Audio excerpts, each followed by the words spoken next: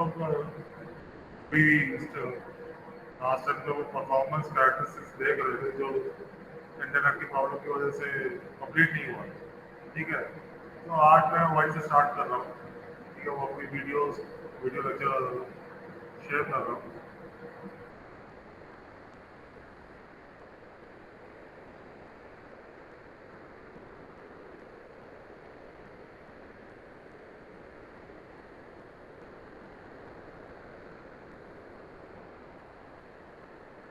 मेरा स्क्रीन कितना होगा? मेरा स्क्रीन विजिबल है? यस सर, विजिबल है। Yes sir. ये वीडियो प्ले करो तो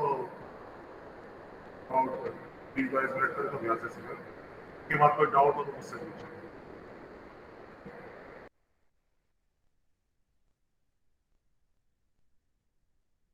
आपने जान लिया ट्रांसड्यूसर्स कितने टाइप के हो सकते हैं, और सबसे इम्पॉर्टेंट चीज़ आती है परफॉर्मेंस कैरेक्टरिस्टिक्स। ठीक है, हर एक डिवाइस की, हर एक इंस्ट्रूमेंट की अपनी एक परफॉर्मेंस कैरेक्टरिस्टिक्स होती है।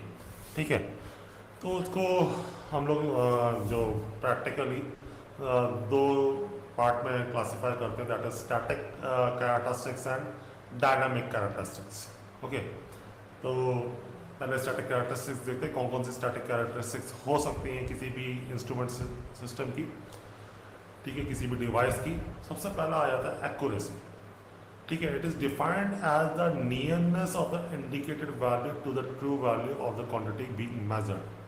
ठीक है, कोई भी इंस्ट्रूमेंट कितना जो भी वो आउटपुट दे रहा हो कितना नियर है एक्चुअल आउटपुट के, that is known as accuracy. For example, if an accuracy of an instrument is stated as plus minus 1%, it implies that a maximum departure from the true value may be maximum amount of plus minus 1%. मतलब किसी instrument की accuracy level plus minus 1% है, that means अगर उसे मान लीजिए for example if it is a volt meter, उसने 10 volt का आउटपुट दिया, दैट मीन्स वो 9 वोल्ट से 11 वोल्ट के बीच में उसकी वैल्यू हो सकती है। ठीक है, अगर कोई एक और इंस्ट्रूमेंट है जिसके मतलब सेम वोल्ट मीटर कोई एक और है और उसकी एक्यूरेसी लेवल 0.1% है, तो उसका एक्यूरेसी लेवल और अच्छा है। वो मान लो उसके लिए जब 10 वोल्ट का आउटपुट है तो वो बताए मतलब उसका जो रीड आउट है वो 9.99 वोल्ट से लेके 10.01 के बीच में है। That means that is more accurate compare to the one voltmeter which is having the accuracy level of 1%. So this is how the accuracy is defined. Now, second static characteristic that is static error. ये simply the actual value or the measured value का difference है, that is known as static error. ठीक है, it is a difference as a algebraic difference. Sorry, it is defined as the algebraic difference between the value indicated by the output of measuring system and the true value present to the input. Simply the या simply ये कह दीजिए कि जो actual value minus the measured value is known as static error. और इसका बीच का जो डिफरेंस है वो जो आप ऐड करेंगे उसमें, ठीक है, that is known as correction. True value is equal to indicated value plus correction. ठीक है, आपको कई केसेस में पहले से मालूम होता है कि ये एरर आएगी। फॉर एग्जाम्पल अगर आपने कभी फिजिक्स लैब में वोल्ट मीटर यूज़ किया होगा तो वहाँ पर कई बार जीरो एरर होती है। ठीक है, वो थोड़ा सा कहते हैं अबाउ जीरो से ऊपर कुछ इंडिकेशन, मतलब जीरो वोल्ट पे जीरो से ऊपर कुछ इंडिकेशन दे रहा होता है, तो वो आप क्या करते हो हर रीडिंग में ऐड करते चले जाते हो, that is known as correction. ठीक है, जीरो एरर एक तरह का करेक्शन है। ठीक है, ऐसे और भी बहुत सारे करेक्शंस हो सकते हैं। ठीक है, डिपेंडिंग अपॉन टेम्परेचर, ह्यूमिडिटी की इस टेम्परेचर लेवल पे ये करेक्शंस ऐड करनी है, इस ह्यूमिडिटी लेवल पे ये करेक्शंस ऐड करनी है, तो correction can be in any form. ठीक है, वो नॉर्मली आपके इंस्ट्रूमेंट्स पे या आपके पर्सनल एक्सपीरियंस से आप कैलकुलेट कर लेते हो। फिर आता है next static characteristic that is uncertainty. ठीक है, it's expressive of the range of variation of indicated value from the true value. ठीक है, ये एक तरह का एक्सप्रेशन है जो ये बताता है कि आपका रेंज क्या है इंडिकेटेड वैल्यू का फ्रॉम द ट्रू वैल्यू। कि कितना वो वेरिएशन करेगा, कितनी इसके अंदर अनसर्टनिटी होगी, तो that is known as uncertain. कितना आपका जो आउटपुट आया कितना अनसर्टन है, ठीक है। जो आप ऊपर अभी डिफाइन कर रहे थे ±1%, ±0.1%, that was nothing but the uncertainty, ठीक है। तो जो जितना भी परसेंटेज आप डिफाइन कर रहे हैं वेरिएशन का, that is uncertainty. Precision, define the degree of refinement with which the measured value is stated. आप अपने आउटपुट का जहाँ नोट कर रहे हैं, जहाँ पर रीडिंग नोट कर रहे हैं, कितनी प्रिसाइजली उसको बता रहे हैं, that is known as precision. For example, एक आदमी ने रीडिंग नोट की, उसने कहा कि this particular reading is 9.1 ±0.365 volt, ठीक है। और एक वही रीडिंग को दूसरा नोट कर रहा, वो कह रहा है इट इज 9.1 ±0.3654789। तो सेकेंड रीडिंग जो है दैट इज मोर प्रिसाइज, क्योंकि वो और सिग्निफिकेंट डिजिट तक उसको डिफाइन कर रहा है। That's why this is known as the precision, how much precisely you have written your data, that is known as precision.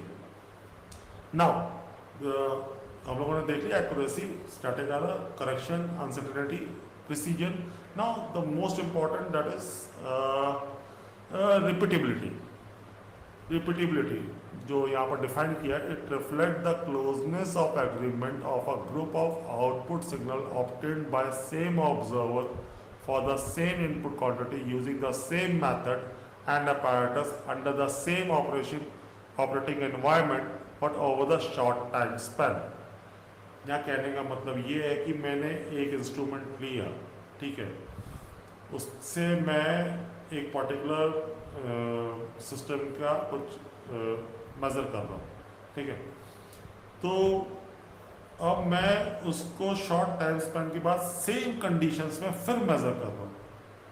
अगर रीडिंग सेम आती है, ठीक है, conditions are all same, temperature, humidity, दुनिया भर के जितने भी पैरामीटर्स आप सकते सब सेम कंडीशन है, उसके बाद अगर आपका मेजरिंग इंस्ट्रूमेंट सेम डाटा देता है जो आपने आधा घंटा पहले या 5-10 मिनट पहले जो भी आपने किया, आपने सेट ऑफ हर 5 मिनट वो रीडिंग बार बार ले रहे और आपका वही आउटपुट आ रहा है बार बार, तो you say that the particular instrument is having a good repeatability, ठीक है। तो अब ये कहेंगे कि एक पर्टिकुलर इंस्ट्रूमेंट की रिपीटेबिलिटी बहुत अच्छी है कि आप शॉर्ट टाइम मतलब हर थोड़ी देर के बाद देख रहे हैं तो रीडिंग वैरी नहीं कर। Now next is reproducibility. Reproducibility ये कहता है कि is the closeness with which the same value of input quantity is measured at different time and under different condition of usage of instrument and by the different instrument. अगर मान लीजिए मैं एक system है जिसका मेजरमेंट करना है but वहाँ पर कंडीशंस चेंज हो रही है, ठीक है।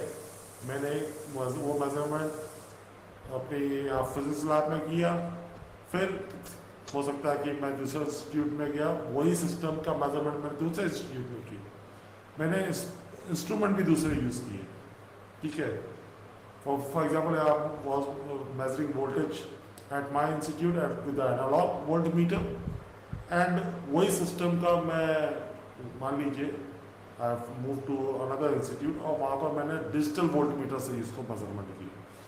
अगर वहाँ I get the same value, again value variation नहीं होती तो I can say that the reproducibility of my measuring is very good. Okay, now next parameter is static characteristic is stability, ठीक है, कि आपका जो फाइनली आउटपुट आ रहा है, जो भी इंस्ट्रूमेंट आपका आउटपुट दे रहा है वो कितना स्टेबल है। स्टेबल मीन्स कितना प्रोलॉन्ग टाइम तक वो रीडिंग सेम रीडिंग देता रहेगा। Stability is defined as the ability of an instrument to maintain the standard of performance over prolong period of time. और अपना जो भी उनका कहते हैं ना, फॉर एग्जाम्पल कि उसका एक्यूरेसी लेवल ±0.001% है, ठीक है, उसका ये प्रिसीजन लेवल है या ये एक्यूरेसी लेवल है। ये एक्यूरेसी लेवल वो कितने टाइम तक मेंटेन करता है? अगर 1 साल तक मेंटेन करता है, 10 साल तक मतलब एक इंस्ट्रूमेंट है जो 1 साल तक मेंटेन कर रहा है, एक इंस्ट्रूमेंट है जो 10 साल तक मेंटेन कर रहा है, तो जो 10 साल तक मेंटेन कर रहा है उसकी स्टेबिलिटी अच्छी है, ठीक है। जो 1 साल तक मेंटेन कर रहा है कंपैरेटिवली उसकी खराब है, ठीक है। इसके अंदर एक और आता है stability, that is zero stability. Define the ability of an instrument to restore to zero reading after the input quantity has been brought to zero while the other condition remain the same. Zero stability किसी भी instrument की वो मतलब की property है कि आपने input signal zero कर दिया, इनपुट सिग्नल जीरो कर दिया तो आउटपुट तुरंत जीरो हो जाए, दैट इज नॉट अ, जितनी जल्दी जीरो हो जाएगी तो उतनी ही इंस्ट्रूमेंट की जीरो स्टेबिलिटी अच्छी मानी जाएगी। ओके, आगे स्टैटिक कैरेक्टरिस्टिक्स पहले स्लाइड में किसी को कोई डाउट?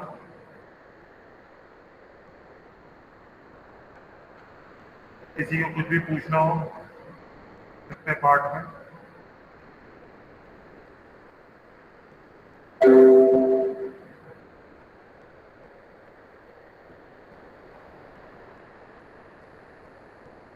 श्रुति, शिवम, हर्षद, सबको क्लियर है? Yes sir. Yes sir. थोड़ी वॉइस रेस कर दीजिए वीडियो की। वीडियो की वॉइस रेस हो, ठीक ठीक है, मैं कंटिन्यू।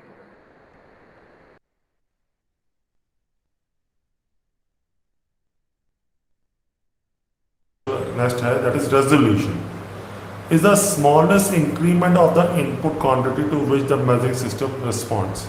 ठीक है, कोई भी इंस्ट्रूमेंट का एक मिनिमम लेवल है जिसके लिए वो रिस्पॉन्ड करता है, that is not the resolution. ठीक है, for example if an ohm meter, ठीक है, जो रेजिस्टेंस नापता है, एक ओम मीटर है जो मतलब कि 0.1 ओम के लिए भी रिस्पॉन्ड करता है, ठीक है, रिस्पॉन्ड करना शुरू करता है एंड मतलब इतना वेरिएशन होगा इनपुट में तो वो रिस्पॉन्ड करेगा। एक दूसरा ओम मीटर है जो 0.001 पे का वेरिएशन करेंगे तो भी तुरंत रिस्पॉन्ड करेगा। तो हम कहेंगे जो सेकंड ओम मीटर है उसका रेजोल्यूशन अच्छा है, ठीक है, क्योंकि वो और मतलब कि इतना और प्रिसाइज वैल्यू के लिए वो रिस्पॉन्ड कर रहा है। So that is not the resolution for, that is the smallest increment of the input quantity to which the measuring system responds. Next is sensitivity. It is defined as the ratio of the change in output signal to the change in input quantity. ठीक है, आपकी input quantity में जो change आ रहा है उसी हिसाब से आपके आउटपुट में भी चेंज आ रहा है, then the system is known as more sensitive. ठीक है, और उसके मैथमेटिकली जिसका ये ratio change in output over change in input का जो रेशियो है, जिसकी वैल्यू, जिस इंस्ट्रूमेंट की वैल्यू, जिस भी इंस्ट्रूमेंट के लिए ये वैल्यू ज़्यादा होगी वो मोर सेंसिटिव होगा। ठीक है, next is responsiveness, denote the smallest change in the quantity under measurement. ठीक है, मतलब छोटी से छोटी क्वांटिटी के लिए कोई सिस्टम रिस्पॉन्स कर रहा है, ठीक है, that is means that particular system is more responsive. And next static characteristic is that is linearity. Linearity बहुत सिंपल सा है कि आपका इनपुट वर्सेस आउटपुट का ग्राफ, और सॉरी आउटपुट वर्सेस इनपुट का ग्राफ अगर स्ट्रेट लाइन है, then the system, then your instrument is linear। ठीक है, that means as the input is varying, उसी के हिसाब से आपका आउटपुट वेरी कर रहा है, that's why your graph is getting a straight line। Next is next static characteristic is drift। Drift ये कहता है कि फॉर एग्जांपल कि आप अपना मल्टीमीटर है और आप किसी कहीं वोल्टेज मेजर कर रहे हैं, ठीक है, दैट इज वो, और जो वो वोल्टेज है मान लीजिए वो 5 वोल्ट का है जो किसी भी सिस्टम से आ रहा है, और आप उसको अपना मल्टीमीटर के जो प्रोब्स हैं वहाँ पर रखें, आप मेज़र कर रहे हैं और आप देख रहे हैं कि थोड़ी लोग 5 से 5.00, 5.1, 5.2 वो वेरी करता जा रहा है।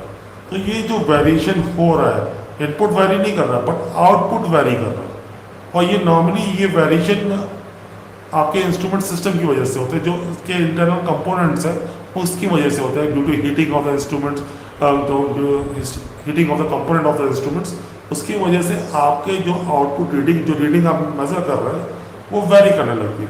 तो that particular variation when the input is not being change और आउटपुट चेंज हो रहा है, इसको हम कहते हैं ड्रिफ्ट। ठीक है, नाउ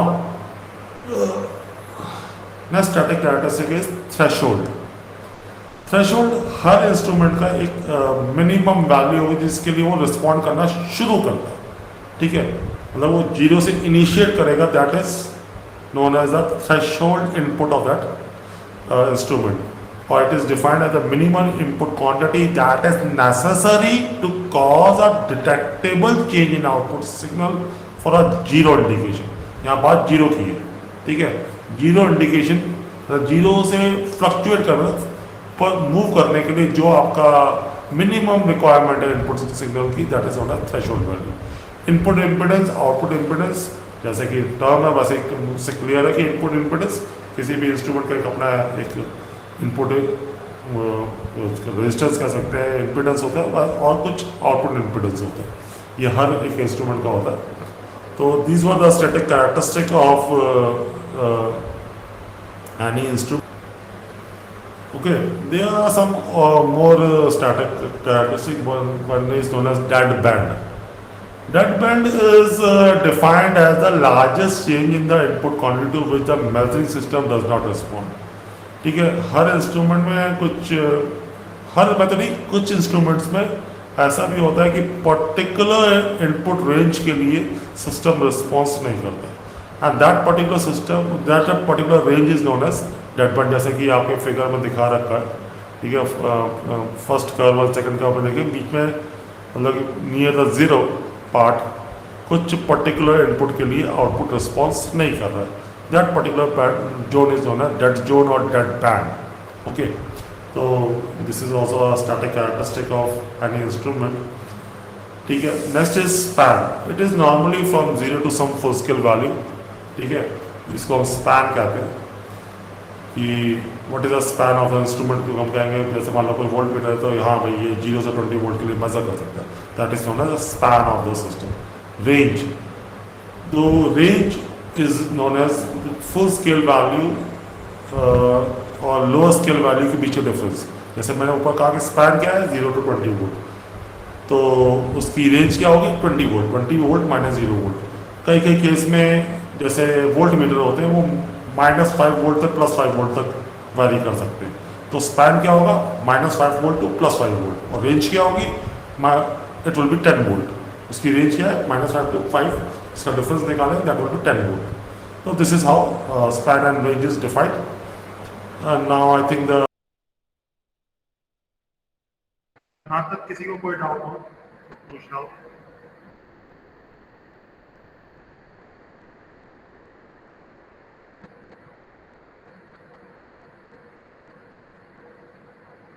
कोई हाँ या ना कुछ बोल दिया करो भाई, किसी को कोई डाउट नहीं है तो आगे बढ़े।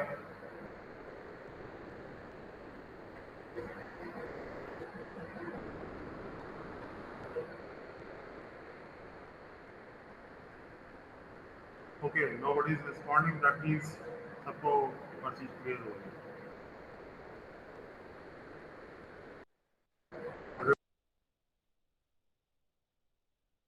all the static characteristics have been covered. Now let us move to a dynamic characteristics.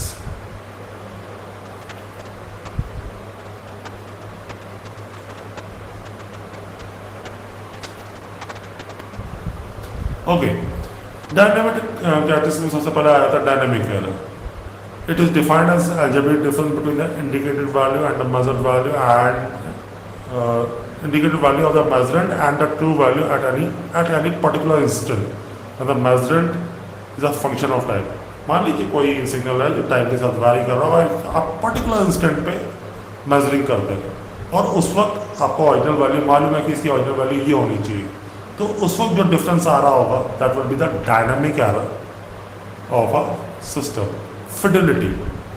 Fidelity अगर आप इन जनरल जैसे आप कहते हैं ना, particular system is a high-fi system, that is nothing but high fidelity system.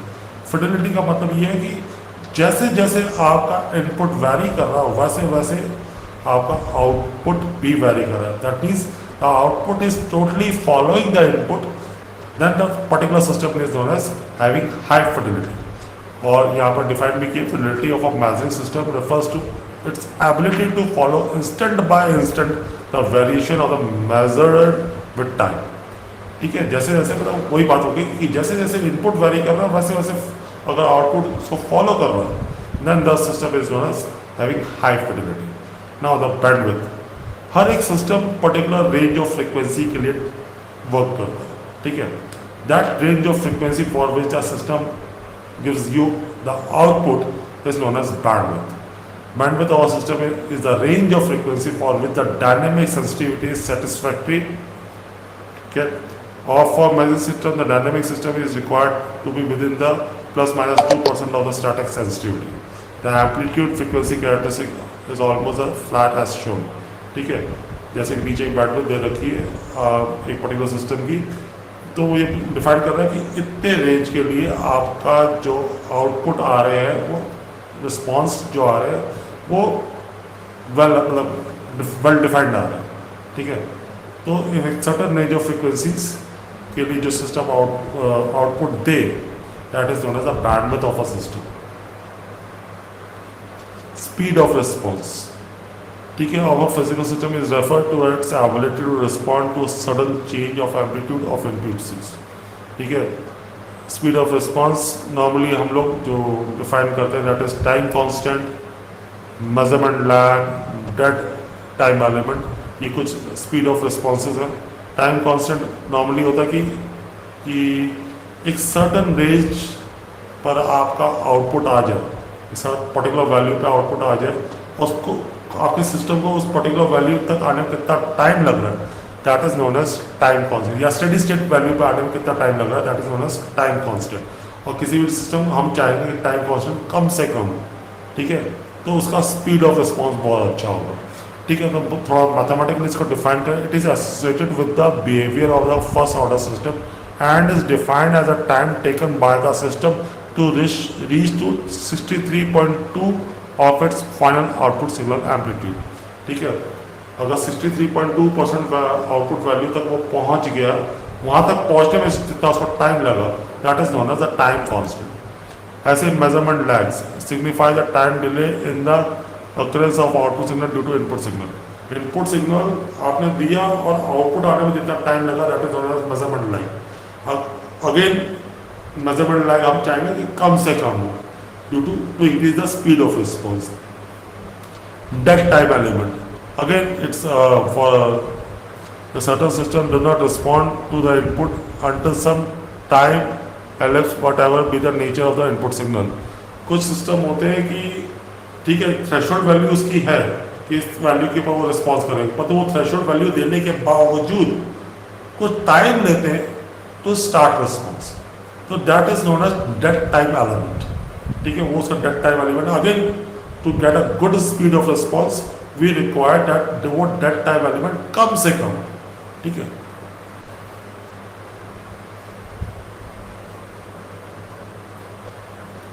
यहाँ पर dead time element को मैंने कुछ कर्व में शो करना. देन एक और डायनेमिक कैरेक्टरिस्टिक होती है दैट इज सेटलिंग टाइम. ठीक है, कुछ सिस्टम होते हैं कि स्टेडी स्टेट वैल्यू पर तक आने में कुछ टाइम लेते हैं. ठीक है, स्टार्ट जैसे आपके नीचे कर्व में भी दिखा रखा है, इट ओवरशूट्स, इट रिपल करके फाइनली स्टेडी स्टेट वैल्यू में आ रहा है. और एक दूसरा सिस्टम है जो डायरेक्ट आपका स्टेडी स्टेट वैल्यू में आ गया. ठीक है, तो एक का सेटलिंग टाइम कम है, एक का सेटलिंग टाइम ज़्यादा है. ठीक है, तो हम चाहेंगे जिसका सेटलिंग टाइम कम है वो ज़्यादा अच्छा इंस्ट्रूमेंट. तो this is again one of the dynamic characteristic of any instrument. Dynamic range, again it's difference between the maximum and input value for any time, जो फंक्शंस टाइम पर डिपेंडेंट है. For example यहाँ पर जो defined है is the range और signal which the measuring system likely to respond faithfully under the dynamic condition. This is known as the dynamic range. Okay, now So this was the static and dynamic characteristic of any instrument system. आप different instrument system के कहते हैं ना उस इन characteristic की basis पे ये कह सकते हैं कि हाँ एक पर्टिकुलर इंस्ट्रूमेंट सिस्टम कितना अच्छा है, कितना बेटर है, ठीक है, यू कैन डिफाइन दिस. तो this was your first topic. With the हाँ, इसमें किसी को कुछ डाउट? ये आपकी टोटल परफॉर्मेंस कैरेक्टरिस्टिक थी, starting as well as dynamic. किसी को इसमें कोई डाउट हो तो पूछे.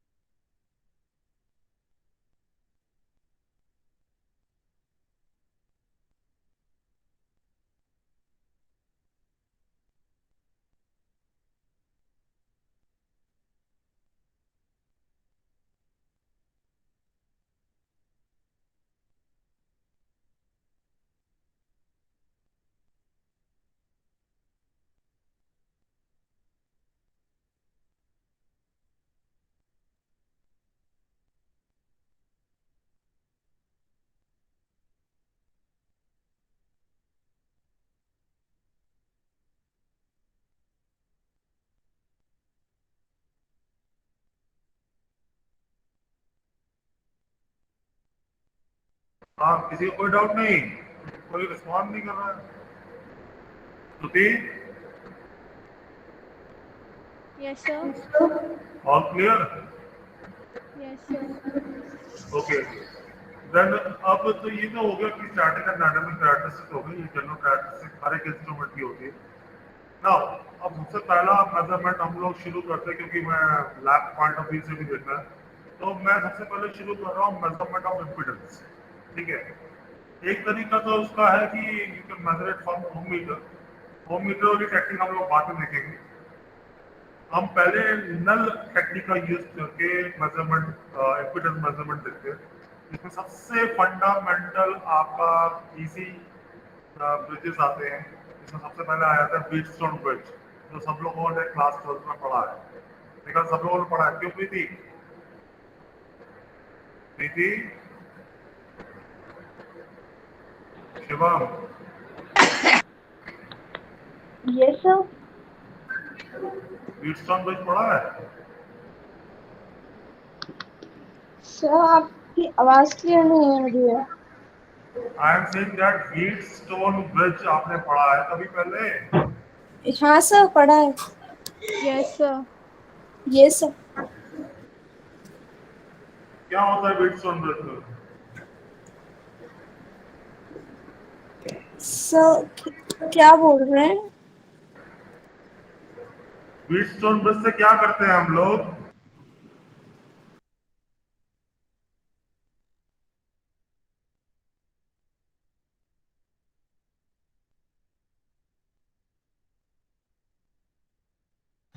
सर इलेक्ट्रिकल रेजिस्टेंस करते हैं मेजर. ठीक है, हम लोग कोई अननोन रेजिस्टेंस उससे मेजर करते हैं. ठीक है. That is- Yes, sir. ठीक है. मैं चलो उसका वीडियो लेक्चर और दिखा रहा हूँ, उसको भी ध्यान से देखें.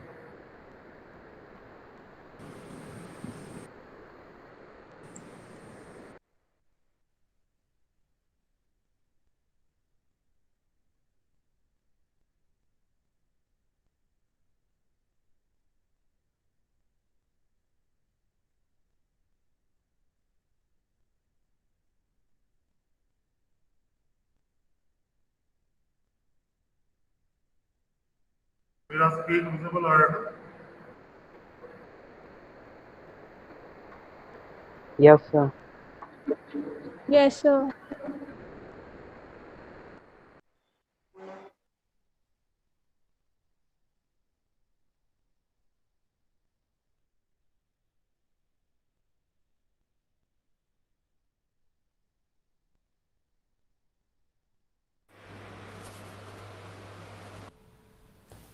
Hello students. Uh, Now we are in the next part of the first unit, that is the measurement of impedances. And when we talk about impedances, the very first basic measurement technique is measurement of DC resistance. Okay, in the last lecture I told that I will be teaching ohm meter, but I think before going to the ohm meter, let us see the bridges for measuring the impedances, then we will go to the ohm meter. Okay, now the most of the fundamental instrument or arrangement for measuring an unknown resistance is Wheatstone bridge. Okay, let us see this Wheatstone bridge, how it's work, what are the limitations and what are its advantages.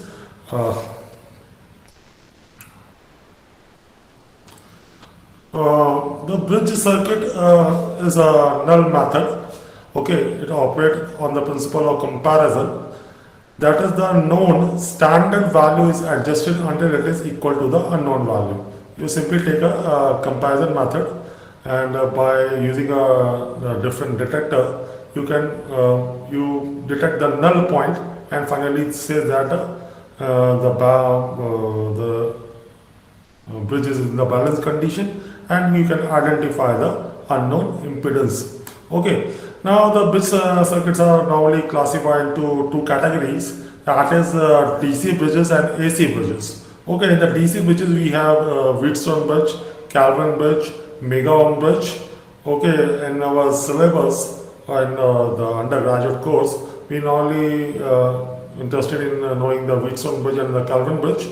And in the AC bridge, there are several bridges, but for measuring the different, for example inductance के लिए हमारे पास Maxwell, hedge, Owens और भी बहुत सारे होते हैं, परंतु दीज आर द मेन जिसमें मैक्सवेल और हेज सबसे इंपॉर्टेंट है। ऐसे ही कैपेसिटेंस के लिए शेयरिंग है, फ्रीक्वेंसी के लिए वेव ब्रिज है। इसके अलावा भी बहुत सारे एसी ब्रिजेस बने हैं, but as a undergraduate course जो नॉर्मली किसी भी एग्जाम्स एंड कॉम्पिटिटिव एग्जाम्स में आता है, तो नॉर्मली इन्हीं ब्रिजेस से आता है। ठीक है, तो let us take one by one. तो इस लेक्चर में हम लोग व्हीटस्टोन ब्रिज देखेंगे, how it functions. Okay, now the Wheatstone bridge. Wheatstone bridge कुछ इस तरह से देखने को मिलता है। It's a 4 arm bridge which is having a resistance R1, R2, R3, R4 and there is a supplied voltage V। बीच में डिटेक्टर के as a detector we use a galvanometer. ठीक है, और जिसमें आप मान के चलिए जो R4 है वो that is your unknown resistance and R3 is a variable resistance. To you can vary this resistance to detect the null. Okay, this particular arrangement is useful for measuring the resistance value between 1 ohm to 10 mega ohm. इसके लिए ये Wheatstone bridge is the best. Okay, if you want to measure below 1 ohm, this is not suitable. ठीक है, उसके लिए फिर हम लोग और सेकंड ब्रिज पे आते हैं, दैट इज कैल्विन्स ब्रिज। बट अभी हम लोग Wheatstone bridge देखते हैं। Wheatstone bridge का बैलेंस कंडीशन सिंपल है कि पॉइंट डी और बी पे पोटेंशियल सेम हो, in that case there will be no current flowing through D to B. ठीक है, और गैल्वेनोमीटर आपका नल पॉइंट डिटेक्ट करेगा, और you can simply see that no potential difference across the galvanometer, there is no current through the galvanometer. Under this condition, अगर ये condition होगी, that means VAD आपका VAB के बराबर होगा। In that case the current flowing through R1 that is I1, तो voltage drop across the AD will be I1 R1 and voltage drop across AB will be I2 R2। तो under the balance condition जो कि VAD is equal to VAB है, तो I1 R1 equals to I2 R2। ऐसे आप नीचे वाली condition, मतलब नीचे वाली ब्रांच के लिए भी कह सकते हैं कि if VDC is equal to VBC then also it is balanced। तो यहाँ पर जो VDC है that is simply I3R3 and VBC है दैट इज I4R4। तो I3 is equal to I4R4 और ये इक्वेशन और अबव इक्वेशन को हम लोग अगर डिवाइड करें, ठीक है, तो if it is in the balance condition, if there is no current flowing through the DB, अगर DB से वही करंट फ्लो नहीं कर रही, इन दैट केस हम ये कह सकते हैं कि current I1 is equal to I3 and current I2 is equal to I4। तो अगर आप इन दोनों इक्वेशंस को डिवाइड करेंगे, that means I1 R1 upon I3 R3 is equal to I2 R2 upon I4 R4, और वहाँ पर आप I1 और I3 को कैंसिल कर देंगे एंड I2 एंड I4 को कैंसिल कर देंगे, तो आपको फाइनली मिलेगा R1 by R3 which is equal to R2 by R4. If R4 is your unknown or that which is given by Rx, so that will be equal to R3 R2 by R1. In this way, you can determine the unknown value by the known values. और R3 को vary करके आप null point निकाल सकते हैं. Okay. Okay. Let us move further. यहाँ पर कुछ एग्जांपल्स दे रखे हैं जो एक्सप्लेन कर रहे हैं कि अगर इक्वल रेजिस्टेंस है तो ये बैलेंस कंडीशन है। बी में भी if you are taking the proportional resistance again it is in the balance condition, and third case में भी मैंने प्रोपोर्शनल रेजिस्टेंस ले रखा है 1/2 और 10/20, ठीक है। तो अगर ये प्रोपोर्शनल है दैट इज 1/2 का रेशियो उसमें बन रहा है, तब भी ये बैलेंस कंडीशन में। बी केस में भी 1/2 का था proportion, therefore it is again in a balance condition. D case में देखेंगे तो आप वहाँ पर देखेंगे कि 1/2 है और एक 10/10 है। There is a unbalanced condition and due to which 2 volt का unbalance create होगा वहाँ पर। तो you can in this way determine the unknown resistance also. Okay. Now measurement errors. अब इसमें क्या errors measurement में आती हैं वो देखते हैं। इफ मान लीजिए कि जो रेजिस्टेंस आपके जो नॉन रेजिस्टेंस है उसमें कुछ टॉलरेंस होगी प्लस माइनस, जैसे फॉर R3 में let it be plus minus delta R3 और R2 में let it be plus minus delta R2 and R1 में let it be plus minus delta R1। तो यूजिंग फर्स्ट ऑर्डर अप्रोक्सीमेशन, तो जो आपका error होने के चांसेस हैं that will be 1 plus minus delta R1 by R1 plus minus delta R2 by R2 plus minus delta R3 by R3। This is the possibility of getting the error in your final result. Okay. दूसरा जो measurement में जो depend करेगा वो आपकी जो भी detector galvanometer की सेंसिटिविटी पर डिपेंड करेगा। If it is not sufficiently sensitive तो आपकी रीडिंग उतनी अच्छी, मतलब उतना अच्छा वो रीडिंग अननोन का नहीं निकालेगा, ठीक है। तो your galvanometer should be as sensitive as possible. दूसरा जो प्रॉब्लम देखने को मिलती है कि इसमें कि due to I² R losses the resistance value changes, जो नॉन रेजिस्टेंस है उनकी वैल्यूज चेंज हो जाती है, तो उससे भी आपका अननोन रेजिस्टेंस की वैल्यू आप एग्जैक्टली नहीं डिटरमाइन कर पाते हैं। And there is another reason that is thermal EMF, ठीक है। थर्मल EMF जो और कॉन्टैक्ट पोटेंशियल जो ब्रिज का होता है, ठीक है, because you will be using some contact at B and D, उसके वजह से थर्मल EMF जनरेट होता है, वो भी कुछ एरर जनरेट करते हैं। Error due to lead connections की वजह से भी एरर आता है, क्योंकि भले ही वो मिली ओम रेंज में हो, but due to that you can't measure the value of resistance below 1 ohm. That's why initially मैंने आप लोगों ने देखा कि ये 1 ओम से नीचे के लिए व्हीटस्टोन ब्रिज, इसी वजह से इन जो स्पेशली पॉइंट नंबर 3, 4 and 5 की वजह से you can't measure the low value resistance.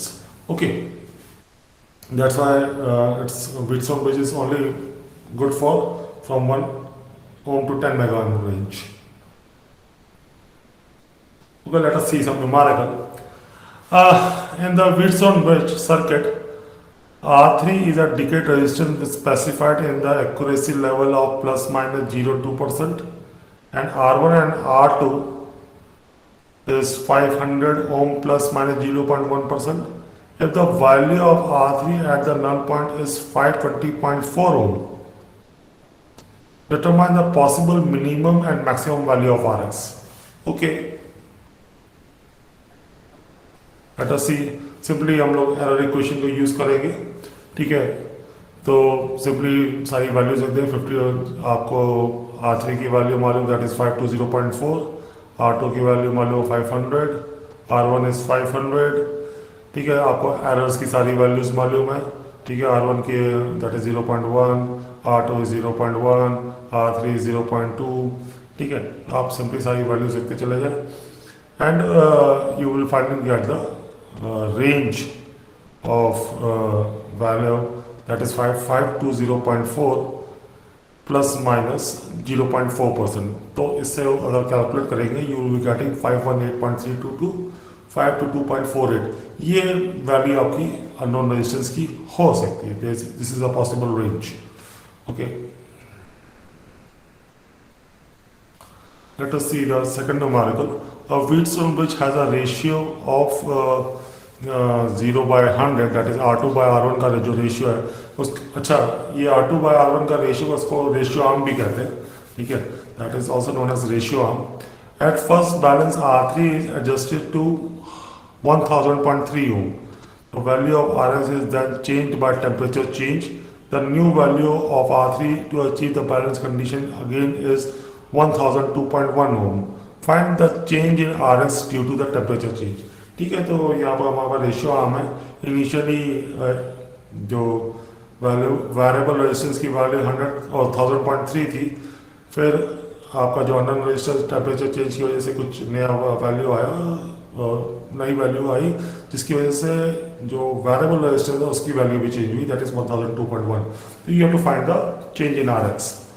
तो सिंपली दोनों केस के लिए हम लोग Rs कैलकुलेट करेंगे, ठीक है। Rx old will be simply R3 R2 by R1, simply 1000.3 into 1 by 100, that will give you 10.003 ohm, and after the temperature change new Rx will be simply again वही same formula use करेंगे।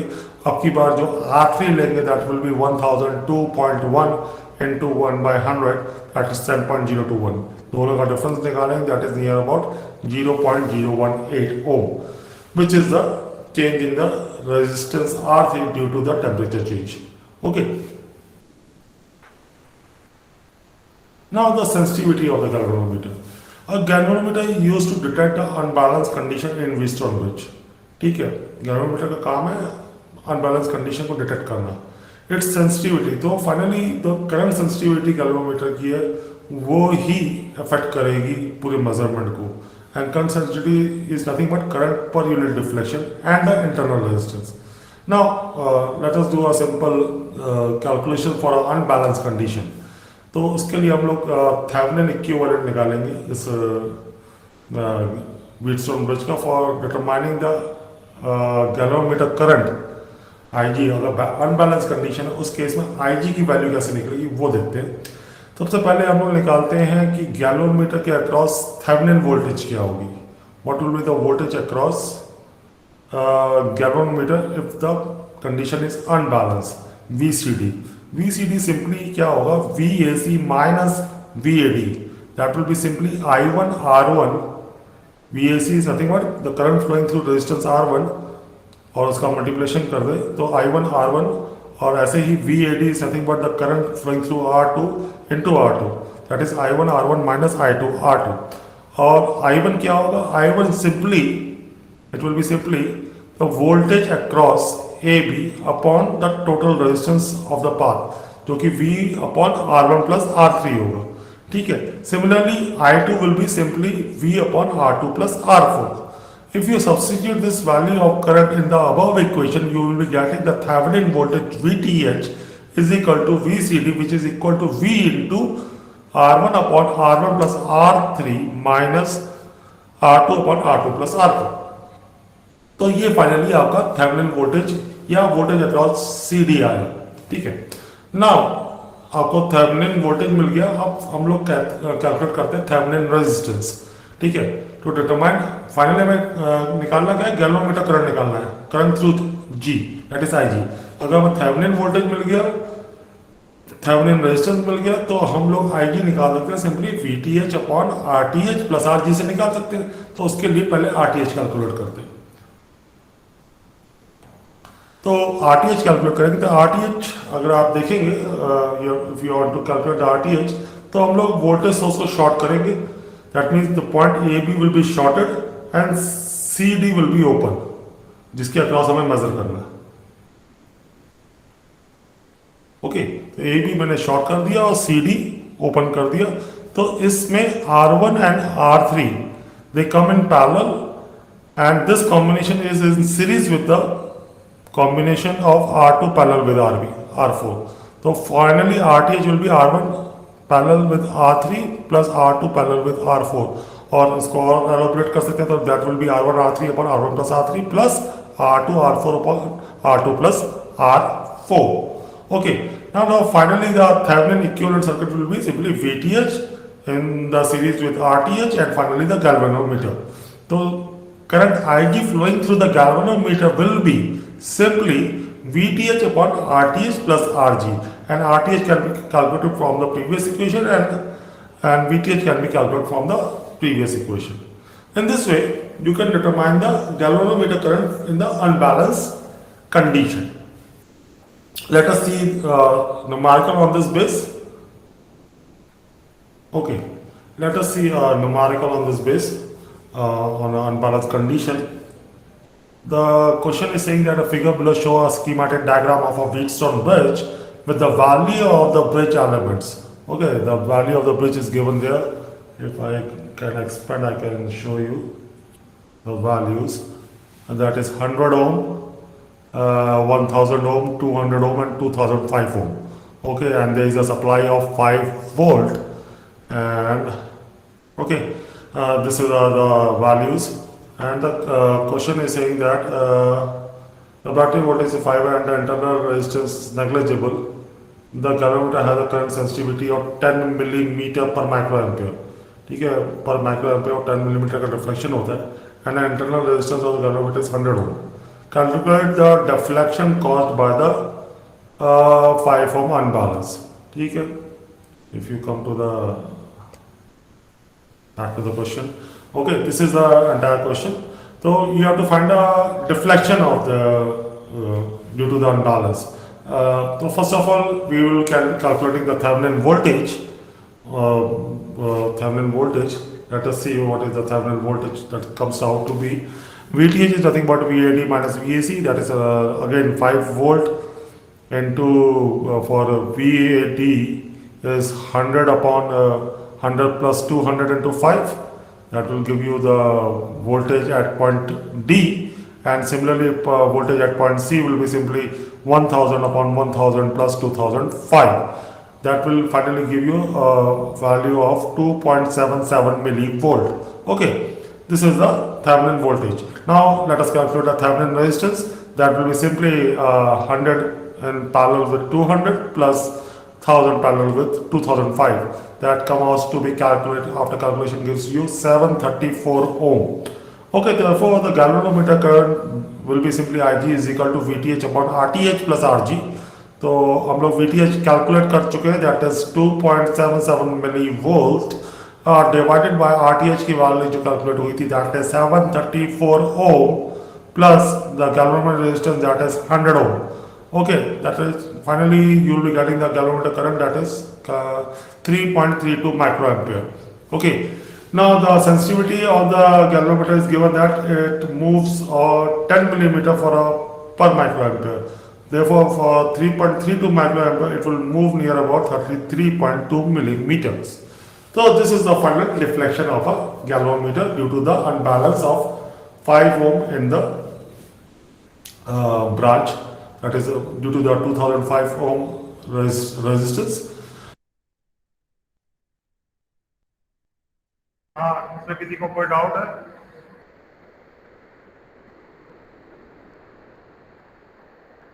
Anybody? किसी को कोई doubt? Clear? No, sir. ठीक है, फिलहाल आज यही मतलब है। अच्छा, इसको ध्यान से एक बार फिर से देख लेना, क्योंकि आपकी लैब का पहला एक्सपेरिमेंट 20 टन भेजो जो कि आप लोग मल्टी सिम पर डिजाइन करेंगे। नेक्स्ट वीक में आप लोग मोस्ट कॉलेज आ रहे होंगे, ठीक है। तो हम लोग मल्टी सिम पे इसको डिजाइन करेंगे, बैलेंस कंडीशन और बैलेंस कंडीशन इसको परफॉर्म करेंगे मल्टी सिम। तो उसको अच्छे से एक बार फिर से देख लेना। मैं ये क्लास का वीडियो और ये दो जो यूट्यूब लिंक्स हैं, ठीक है, ये मैं क्लासरूम में डाल दूंगा, इसको कभी भी देखना हो फिर से दे सकता है, ठीक है। मैं अटेंडेंस के लिए कॉल कर रहा हूँ। Hello sir. हाँ बेटा। सर बुक की पीडीएफ भेज दीजिएगा। सॉरी यार, वहाँ भेजी नहीं, भेज दूँ। या 2 बुक्स रखी है, दोनों बुक्स में भेज दूँ। Okay sir. Astha Gautam. Present sir. Abhishek. Yes sir. Aman Verma. Present sir. Anushka Singh. Yes sir. Abhinav Yadav. Present sir. Ayush Kumar Thakur. Sir available present. हाँ ठीक है बेटा। Ayush Thakur sir present. Okay. Dayashankar Sahu. Yes, sir. Hariom Tripathi.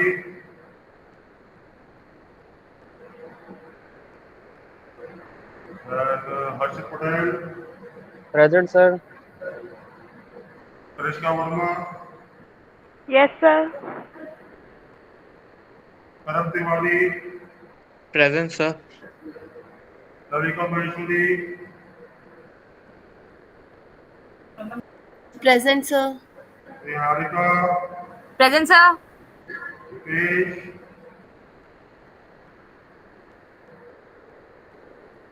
Pradeep Bhaktani. Present sir. प्रीति कुमारी।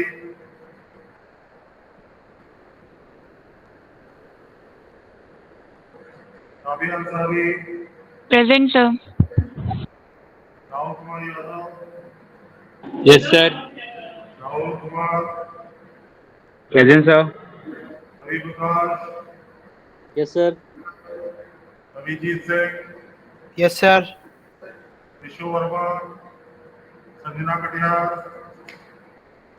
Yes sir. 10 present sir. Okay बेटा। Saurabh Gupta. Present, sir. Saurabh Kumar. Yes sir. Sambhavi. Present sir. बेटा आपकी lab की problem clear हो गई ना Sambhavi? Sir, 94, sir. Shivani Verma. Yes sir. Present sir. Shivam Seth. Present sir. Shivam Srivastava. Yes sir. Shivang Mishra. Shivan Srivastava. Present, sir. 115 present. ठीक है। 116 present. ठीक है। Shivam. Present sir. Then sorry Shruti Jain.